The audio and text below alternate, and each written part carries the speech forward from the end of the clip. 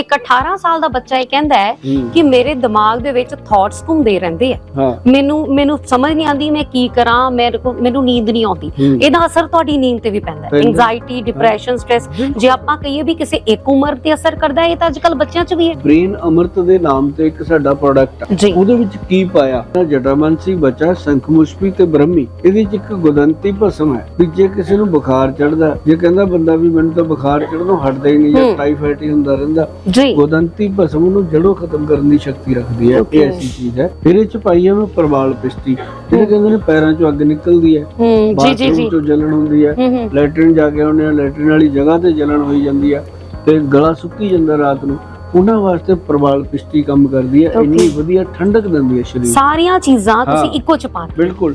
ਫਿਰ ਅਸੀਂ ਇਹਦੇ ਵਿੱਚ ਪਾਈ ਹੈ ਮੋਤੀ ਦੀ ਸਿੱਪੀ ਜਿਹੜੀ ਹੁੰਦੀ ਹੈ, ਇਹਦਾ ਨਾਮ ਹੈ ਮੁਕਤਾ ਸ਼ੁਕਤੀ ਪਿਸ਼ਟੀ। ਅੱਛਾ। ਮੋਤੀ ਦੀ ਨਹੀਂ, ਮੋਤੀ ਜੀ ਦੇ ਵਿੱਚ ਹੁੰਦਾ ਉੱਪਰਲੀ ਸੀਪ ਤੋਂ। ਓਕੇ। ਮੋਤੀ ਦੀ ਭਸਮ ਪੈਂਦੀ ਹੈ ਬਹੁਤ ਮਹਿੰਗੀ, ਇਹ ਸਸਤੀ ਪੈਂਦੀ ਹੈ, ਕੰਮ ਉਦੋਂ ਵੱਧ ਕਰਦੀ। ਇਹਦਾ ਨਾਮ ਅਸੀਂ ਫਿਰ ਰਜਿਸਟਰਡ ਕਰਾਇਆ ਜੀ ਵੈਦਵਾਨ ਬ੍ਰੇਨ ਅਮਰਤ ਪਾਊਡਰ ਦੇ ਨਾਲ। ਬਿਲਕੁਲ। ਇਹ 'ਚ ਪਾਊਡਰ ਹੈ। ਫਿਰ ਅਸੀਂ ਇਹ ਪਾਊਡਰ ਅਸੀਂ ਉਹਨਾਂ ਨੂੰ ਵੀ ਦਿੰਦੇ ਹਾਂ ਜਿਨ੍ਹਾਂ ਦੀ ਮੈਮਰੀ ਲਾਸ ਹੈ ਤੇ ਜਿਨ੍ਹਾਂ ਨੂੰ ਨੀਂਦ ਨਹੀਂ ਆਉਂਦੀ, ਭੁੱਲ ਜਾਂਦਾ ਹੈ, ਚੀਜ਼ ਰੱਖ ਕੇ ਭੁੱਲ ਜਾਂਦੇ ਆ। ਮੈਂ ਕਹਿੰਦਾ ਮੋਢੇ ਤੇ ਤੌਲੀਆ ਰੱਖ ਕੇ ਘਰ ਵਾਲੀ ਨੂੰ ਗਾਲਾਂ ਕੱਢੀ ਜਾਂਦੇ ਨੇ, ਤੌਲੀਆ ਕਿੱਥੇ ਸਿੱਟੇ ਉਹ ਦੰਦ ਕੱਢੀ ਜਾਂਦੀ ਹੈ, ਮੋਢੇ ਤੇ ਕੀ ਕਰਦਾ।